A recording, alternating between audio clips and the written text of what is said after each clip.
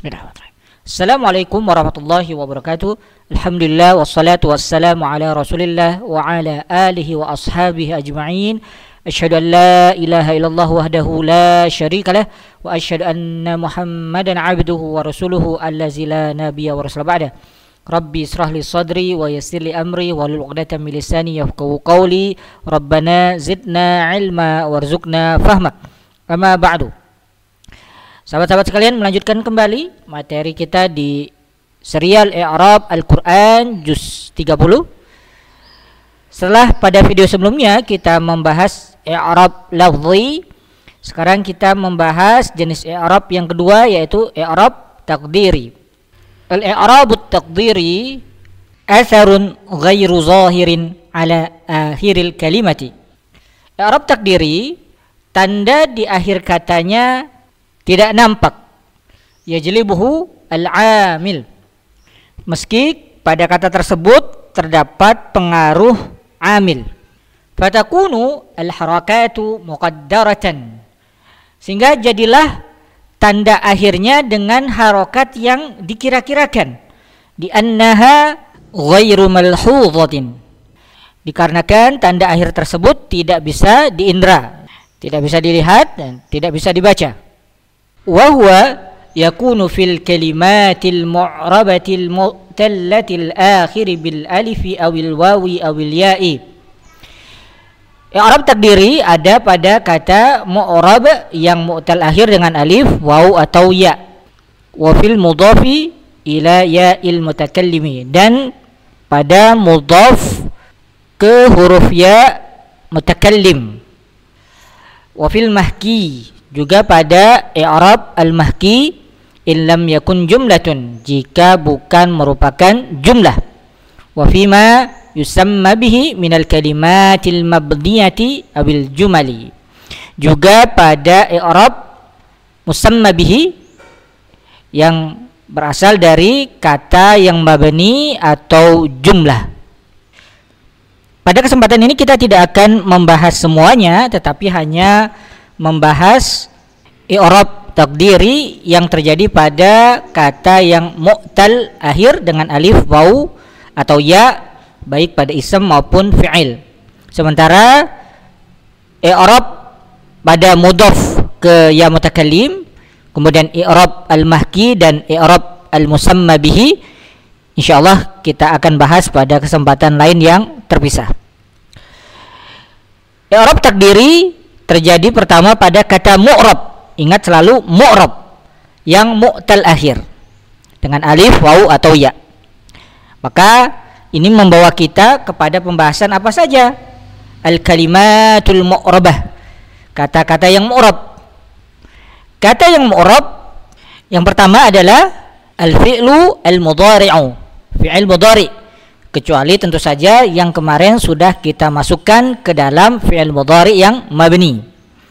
Kemudian sebagian besar ism juga mu'rab, kecuali sebagian kecil saja yang masuk ke kategori ism mabni yang juga sudah kita bahas di video yang lalu. Maka hal pertama yang akan kita bahas adalah ism. Lebih spesifik lagi, yakni ism mu'rab yang mu'tal akhir, atau yang akhir katanya merupakan huruf illat, alif, waw atau ya. Ism mu'tal akhir ada dua kategori. Yang pertama adalah al-ismul maksuru, dan yang kedua al-ismul mankusu. Ism maksur dan ism mankus. Apa itu ism maksur? Al-ismul maksuru huwa ismun mu'rabun akhiruhu alifun thabitatun. Ism maksur adalah ism mu'rab yang akhirnya adalah alif thabitah. Alif thabitah adalah alif tetap yang tidak bisa dihapus. Sawaun kutibat bi suratil alifi kal asa am bi suratil ya'i ka Musa. Baik dia ditulis dengan alif, maksudnya adalah alif tegak, atau ada juga yang menyebutnya sebagai alif ya bisa, seperti misalnya pada kata al-asa yang berarti tongkat, atau yang ditulis dengan alif yang menyerupai huruf ya, atau ada yang menyebutnya sebagai alif layyinah, seperti kata Musa. Nah, karena alif ini adalah huruf yang tidak bisa menerima harokat, maka dia masuk ke dalam i'rab takdiri karena kemustahilannya menerima harokat atau lit ta'adzur. Selanjutnya mari kita lihat contohnya di Al-Qur'anul Karim. Contoh yang pertama adalah di surah An-Naml ayat 10. Wa alqi asaka. Asa dalam ayat ini dia sebagai objek atau maf'ulun bih, merupakan salah satu contoh ism maksur. Dalam keadaan apapun, baik dia rafa, nasab maupun jar, ism maksur di i'rab dengan harokat muqaddarah atau harokat yang dikira-kirakan. Karena tadi huruf alif baik dia layyinah maupun ya tidak bisa menerima harokat. Maka kita katakan ketika mengi'rab asa maf'ulun bih. Maf'ul bih adalah salah satu posisi di struktur nahwu yang harus dinasabkan, sehingga kita katakan maf'ulun bih mansubun. Wa alamatu nasbihi, dan tanda nasabnya adalah al-fathatu al-muqaddarah, yakni fathah muqaddarah, yakni fathah yang dikira-kirakan. Karena secara fisik fathahnya tidak bisa kita lihat, tetapi karena aturannya mengharuskan dia nasab dan tanda asli nasab adalah fathah, maka kita kira-kirakan dia sebagai fathah. Contoh berikutnya dari surah Ad-Duha ayat 1. Wad-duha. Kita tahu waw di sini adalah waw qasam, sehingga apa yang ada di depannya itu seharusnya menjadi majrur. Tetapi karena ad-duha diakhiri dengan alif layyinah dan alif tidak bisa menerima harokat apapun, maka kita i'rab dengan mengatakan ad-duha ismun majrurun. Dia adalah ism majrur wa alamatu jarrihi al-kasratu al-muqaddaratu. Tanda jarnya adalah kasrah muqaddarah, yaitu kasrah yang dikira-kirakan, karena secara fisik kita tidak bisa melihat kasrahnya. Itu dua contoh ism maksur di Al-Qur'anul Karim. Insyaallah cukup mudah dipahami.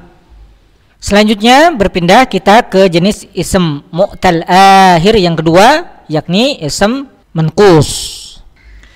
Al-ismul manqusu wasmun mu'rabun akhiruhu ya'un thabitatun maksurun ma qablaha. Ism manqus adalah ism yang akhir hurufnya adalah huruf ya thabitah. Ya thabitah berarti huruf yang tetap, tidak bisa dihilangkan. Maksurun ma qablaha, tetapi sebelum huruf ya thabitah ini adalah harakat kasrah. Misalnya al-qadhi. Al-qadhi diakhiri oleh huruf ya, tetapi huruf dhad yang ada sebelum huruf ya ini berharakat kasrah. Atau ar-ra'i. Ar-ra'i akhirnya adalah huruf ya, tetapi sebelum huruf ya ini adalah huruf yang berharakat kasrah. Sekarang mari kita lihat contoh ism manqus di Al-Qur'anul Karim. Yang pertama, contoh ism manqus adalah di surah Thaha ayat 72. Faqdi ma anta qadin. Qadin yang diberikan warna merah ini, dia adalah ism manqus. I'rabnya dalam keadaan rafa karena posisinya di ayat ini sebagai khobar, dan khobar adalah salah satu yang dihukumi rafa.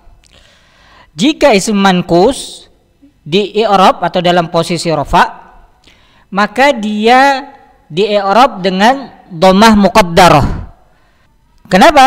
Karena beratnya pengucapan ya dhammah setelah huruf yang berharakat kasrah bagi lisan Arabi. Jadi qadhiyu itu berat. Nah, di ayat ini kita juga melihat tertulis qadin. Ini karena ada aturan lainnya, yakni apabila ism manqus ditanwin dan ism manqus tersebut dalam keadaan i'rab rafa atau jar, maka huruf akhirnya dapat dihilangkan atau dihapus. Tetapi jika ism manqus tersebut dalam keadaan nasab, maka huruf ya-nya tetap. Makanya kita lihat di ayat ini tertulis qadin karena huruf ya akhirnya dihilangkan. Sehingga ketika kita mengi'rab kata ini, kita katakan qadin khabar marfu'un wa 'allamatu raf'ihi ad-dhammatu al-muqaddar. Kadang ada yang menambahkannya dengan ala al-ya'i al-mahdhufah, atas ya yang dihilangkan. Contoh ism manqus berikutnya adalah di surah Ali Imran ayat 193. A'udzu billahi minasyaitonir rajim. Rabbana innana sami'na munadiyan yunadi lil iman. Kita perhatikan munadiya di ayat ini adalah ism manqus karena dia diakhiri oleh ya tsabitah. Kemudian sebelum huruf ya-nya adalah huruf dal yang berharokat kasroh. Nah, sebagaimana yang dijelaskan tadi, jika i'rabnya dalam keadaan nasab, pada ayat ini dia dalam keadaan nasab karena berposisi sebagai maf'ulun bih, maka i'rabnya tetap dengan al-fathatu adh-dhahiratu, dengan fathah yang jelas. Karena munadiya itu dianggap ringan bagi lisan Arab. Sehingga ketika mengi'rab kita katakan munadiya maf'ulun bihi mansubun wa alamatu nasbihi, dan tanda nasabnya adalah al-fathatu adh-dhahiratu, fathah yang jelas. Kemudian contoh terakhir untuk ism manqus di Al-Qur'anul Karim adalah di surah Al-Baqarah ayat 186. A'udzu billahi minasyaitonir rajim. Ujibu da'watad da'i idza da'an. Ad-da'i yang berwarna merah ini adalah ism manqus. Aslinya adalah ad-da'i, ada huruf ya di ujungnya. Tetapi sama seperti ketika dhammah, ya kasrah ini terasa berat di lidah Arab ketika didahului oleh huruf yang berharokat kasroh juga. Bahkan di ayat ini kita bisa melihat huruf ya-nya dihilangkan untuk meringankan atau litakhfif. Ad-da'i di kasroh karena dia majrur sebagai mudhafun ilaih. Sehingga ketika kita mengi'rab kita katakan ad-da'i mudhafun ilaih majrurun wa alamatu jarrihi al-kasratu al-muqaddarah. I'rabnya dengan kasrah muqaddarah atau kasrah yang dikira-kirakan karena berat untuk diucapkan. Bahkan dalam beberapa kasus seperti di ayat ini, untuk meringankan ya akhirnya dihilangkan. Alhamdulillah selesai contoh ism manqus baik yang rafa, nasab maupun yang jar. Insyaallah dalam kesempatan berikutnya kita akan melanjutkan masih dalam bahasan i'rab takdiri, tetapi untuk fi'il mu'tal akhir. Jika dalam video ini ada beberapa istilah yang belum Anda ketahui seperti maf'ul bih, mudhafun ilaih atau yang lainnya, tidak perlu khawatir, ikuti terus video-video berikutnya. Insyaallah pada saatnya istilah-istilah tersebut akan kita bahas lebih detail. Demikian saya cukupkan video ke-7 kita kali ini, semoga bermanfaat. Mohon maaf atas segala kesalahan. Semoga Allah memudahkan perjalanan belajar dan mengajar kita semua. Terima kasih atas waktunya untuk menyaksikan video ini dari awal hingga selesai. Allahumma arhamna bil Qur'an. Wassalamualaikum warahmatullahi wabarakatuh.